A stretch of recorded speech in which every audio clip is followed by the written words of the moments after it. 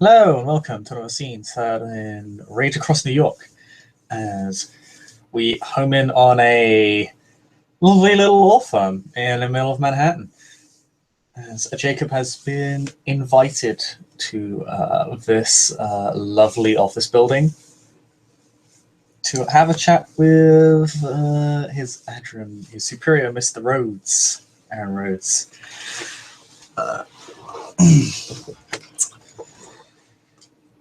As Jacob has dressed up slightly because he's heading to a formal office building, and it looks slightly awkward and out of place, being quite young and not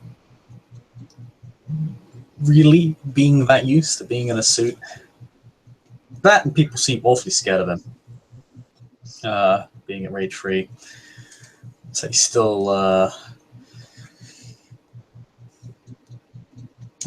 still hasn't got the favor of the crowd, so to speak. And it takes him a while to get through reception, as the poor secretary is very, very keen to stay the hell away from him. And it's until she realizes, oh. Well, fortunately, Aaron would go out to meet him rather than trusting this to the drones, so to speak. So he would be standing next to the reception desk, moving a few papers to and fro for her benefit, and then will look up when Jacob enters and then says, "Oh, the prodigal son," and will offer a hand. Jacob will look slightly flustered at the praise and shake his and say, "Oh, doesn't look like you're doing too bad for yourself either." Aaron shrugs. "All right, well, this way," and we'll lead him into the back area, out of the reception area. The staff is generally used to being around Rage when the boss is in, so to speak. So they're already just sort of in that state of like, keep your head down, do your work, don't like put your neck out or anything, move out of the, give wide berth, things like that. So shouldn't be too terribly awkward with Jacob there. And then once in his office, he will close the door and move around his desk, his fine oak desk, and have a seat and gesture to the chairs in front of him. Jacob will take a seat. So, you finished your rite of passage? Yeah, it's fairly simple. Find a monster, tell people to beat monster. Beat monster. Everything turned out fine.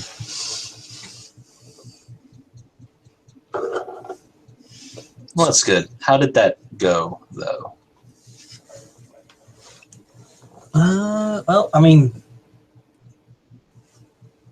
it was made of sewage. And it was pretty smooth, really. It was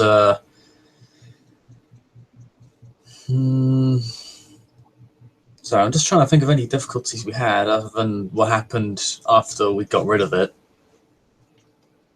Dusk looked a little bit under the weather, but other than that, find you another way into Avalon, though. That's good. What exactly was your challenge, if I may ask? I'm not really apprised of those things. Lead a pack of guru of my rank against the Bane. How'd you choose them?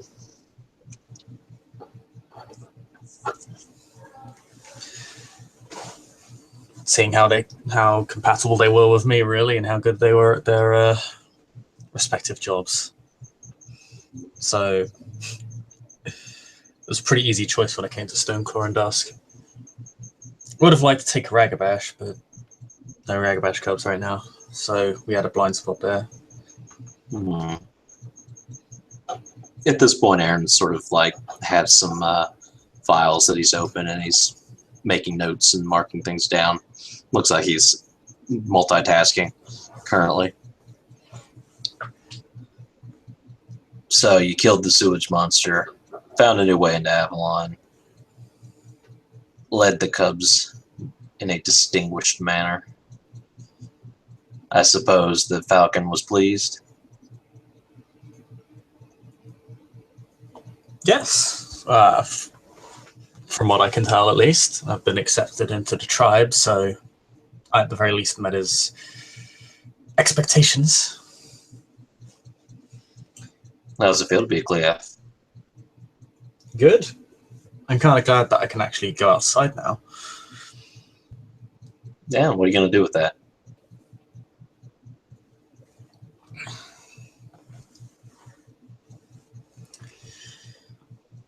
Probably gonna see if I can get a desk job at the police force, see if I can make a few connections of the kin there and prop them up. Be useful.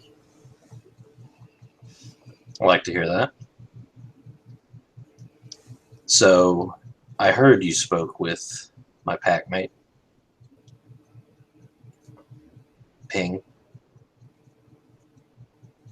Ping and Chloe, yeah. What did y'all talk about?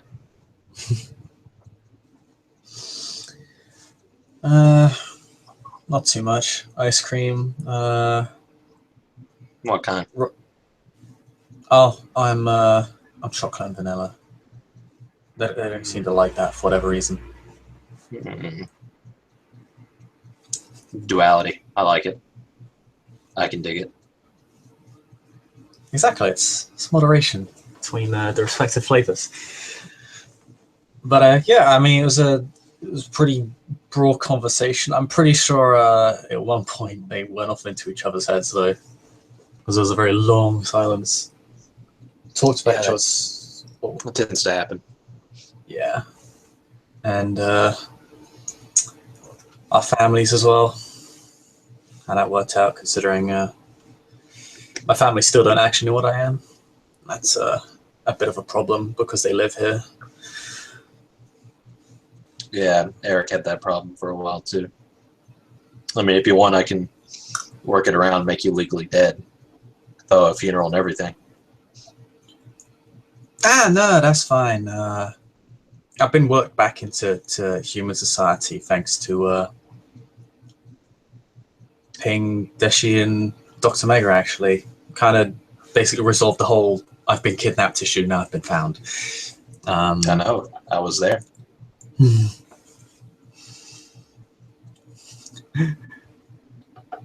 Well, yeah. I need to remember these things better. But yeah, I mean, other than that, actually, I think it might be worth noting that my parents don't seem particularly scared of me or anything, so I'm pretty certain they can. Because they're not put off by me. Unknowing Ken. Unknowing, it seems, yeah.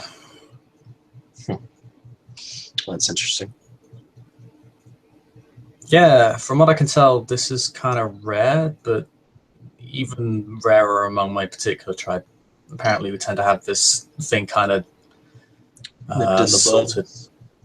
Yeah, like pretty much everyone should know in our tribe. So the fact that mine kind of slipped the net is an unusual, very unusual thing. But hey, it happens. I mean, all things considered, you're a pretty unusual sort of thing. That's true. So, go ahead. I was just gonna say, I don't really see myself as someone who just goes ordering people around. It's interesting.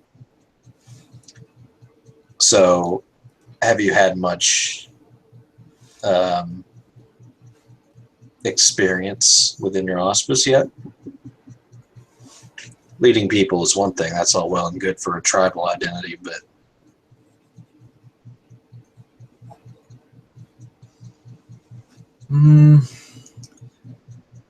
I've had a lot of discussions regarding the litany of a lot of different people, mediation, that sort of thing, but I haven't really had to make a ruling yet.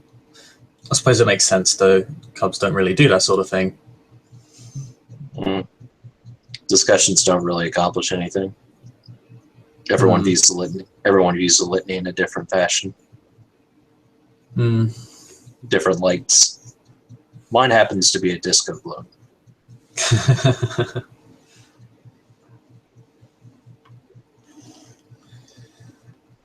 Well, no, nothing concrete yet, I guess you could say. Well, apart from that one. Sorry. Go ahead. Apart from that one time with the in Washington Heights, I think. I'm actually going to check to see if that's correct. So he either says Washington Heights or Upper Manhattan, because I can't remember the actual location out of character. Yeah, regarding a bunch of leeches. Because we were almost about to walk away from a place where they basically just set up house and even had little flags saying they did.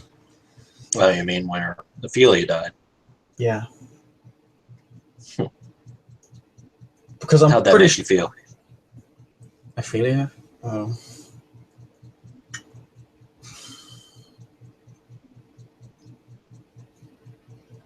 He is kind of a silence. He just kind of tries to filter through his feelings. He isn't really hiding the fact that her death upsets him.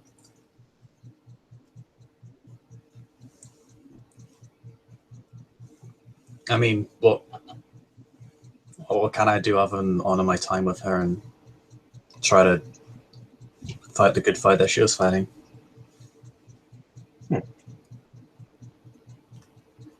The hunters don't seem to agree. I don't know what the hunters' opinions are, so I can't really judge either way. They think that was a flight of fancy, a waste of time that led to an unnecessary death. What do you think about that, Philodox? It would have been an absolute breach of the litany if we were to walk away. So are you of the opinion that every single vampire den we come across must be attacked? Oh no, we were attacked by them. And then they set up right in front of us, just a few meters away. So it's kind of the most direct, blatant, obvious threat that we could have faced. And yeah, if we were to just walk away, I mean, we are certainly not combating the worm wherever it does, wherever it breeds, if we do not do that. I understand there's a time and a place, you can't just, you don't just walk into every situation. But that was fairly obvious to the point where they literally had a flag up saying, "We're here, come get us." And more of those flags have been popping up everywhere. Yeah. Do you recognize the symbol? Pink said it was a sort of cane or something, but I don't necessarily know what it means, other than that it's basically a conglomerate of leeches. Mm-hmm. But it appears I guess, if I'm to deduce logically what they are, it would be a certain faction of them. Yeah, they're called the Sabbat.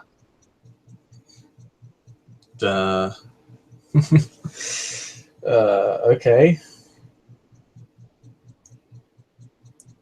And they don't particularly care about the veil, if you may have or may not have noticed. That would have explained the flag and everything else. That's a problem.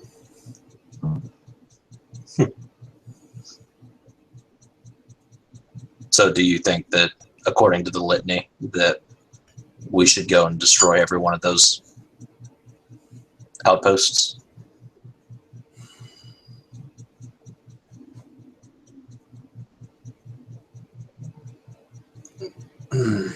Honestly, I think we should probably make a start. I'm not saying we should rush in or anything, but And it depends on how well fortified they are. I mean, we shouldn't just rush to our deaths. But if it's a possibility and we have a route in to take them out, then I think it would be a disservice not to. At the very least, we should be. His head. At the very least, we need to contain their veil breaches when they happen. The fact that they're a threat to two parts of the litany is, well, that I did not know that initially, so that only makes it more imperative, in my opinion.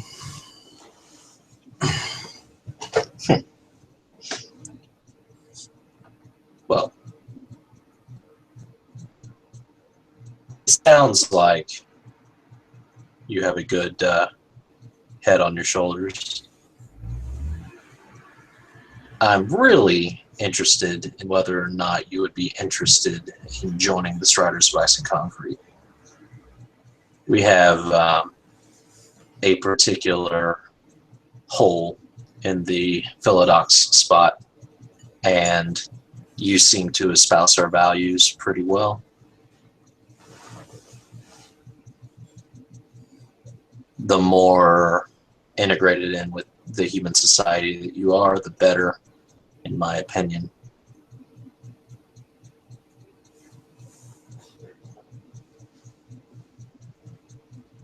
No, I'd be incredibly happy to join the Striders. So That's a bit of hesitation there.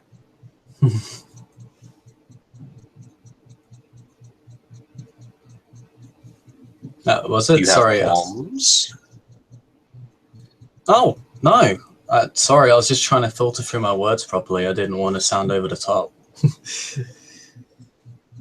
It's just that, I look at the different packs and I feel like the Striders would be the one I would fit in with the most. And yeah, the one. Why is that?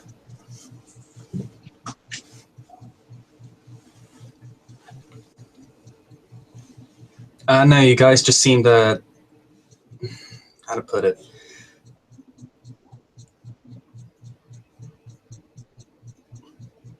I've always viewed this working within the system as the best way to beat it and change it. And I think you guys seem to have that similar concept in mind. What system? Human system. Any system.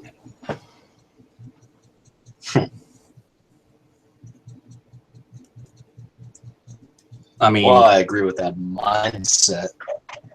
I'm pretty sure that caused more controversy than affected change. We kind of do things a lot that could possibly get us in trouble.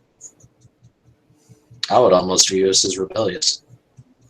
Almost.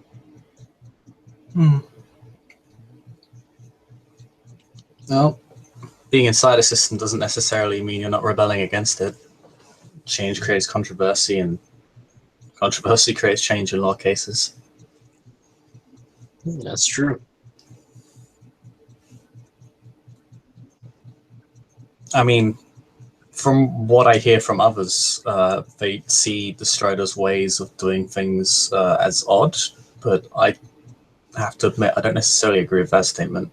To me, it seems almost the optimal way of doing things. That being...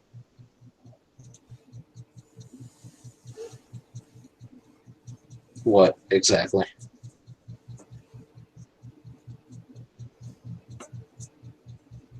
To integrate oneself within humanity and the system in order to create effective change and serve the nation's goals. That's the important part, isn't it? Everything that we do, we would like to think that we do it for the nation, not necessarily for humans as the hunters might think, or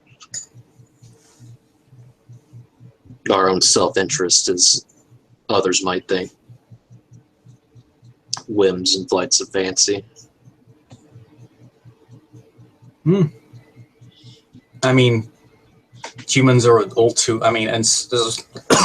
oh, sorry. especially since humans are like all around us, literally surrounded by a city. It would make sense to have a finger to the pulse, considering they're all too often used by both the Weaver and the Worm. Being able to have ways to detect that in real time would be, well, in this Sep's case, the best way of doing things. So what makes us any better than the Scarwalkers for you? You're proven and you know what you're doing. He smirks. Like, don't get me wrong, I think the Skywalkers are also serving the nation, but I also think you guys have pretty much got that niche filled and you're better at it. I'm being a bit quick to judge. The Skywalkers haven't been around as long as the Striders, but still. So, by that logic, would you not see that as an opportunity to take control of that group and lead them yourself? Being Silverfang and all.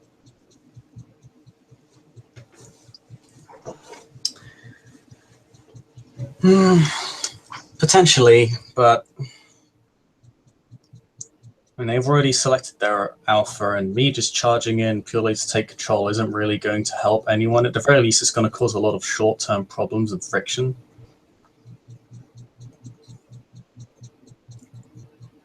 And besides, I don't need to be in charge to be able to push people in the right direction. Exactly. I was hoping you would say that. When it comes to us, we like to think that we are at the forefront of every endeavor that the SEP does. And when we are, we're leading by example. So whereas you may not be the beta or the alpha of the pack, you're still better than everybody else around.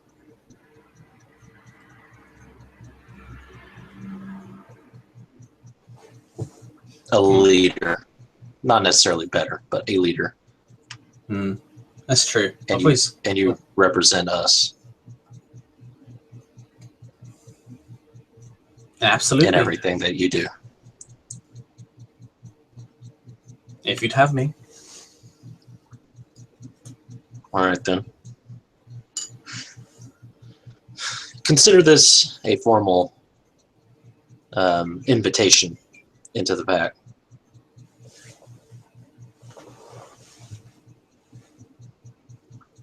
There is one other thing that you have to do, though. Well, two. There are two things that you have to do.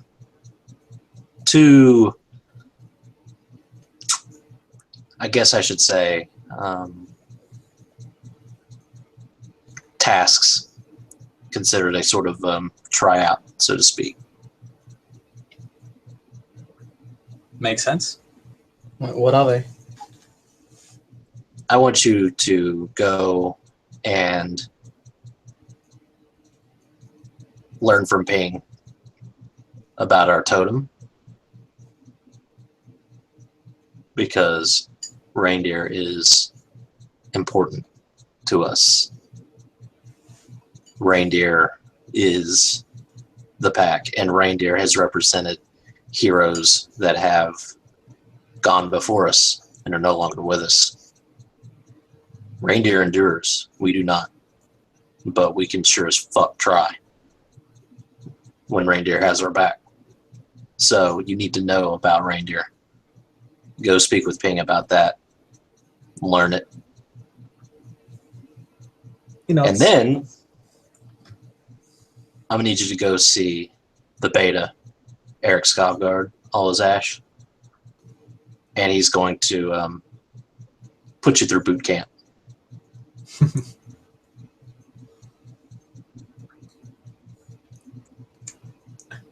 And I'm going to take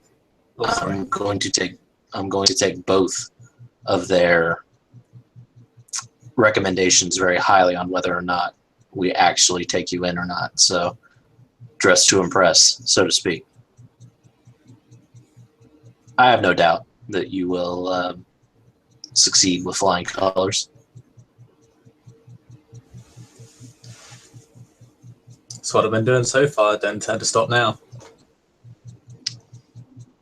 You've got the attitude of a strider, let's put it that way. All right, then. Aaron pushes himself up, buttons his jacket, and then walks around and offers a hand. It's a deal. It's a deal.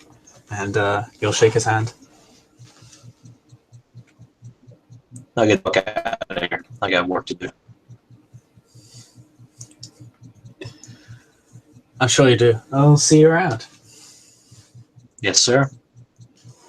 And then Aaron will lead him to the door and open it and show him out. And with that, I think we can end our scene. Thank you, player, for playing. Thank you, watchers, for watching. See you next time.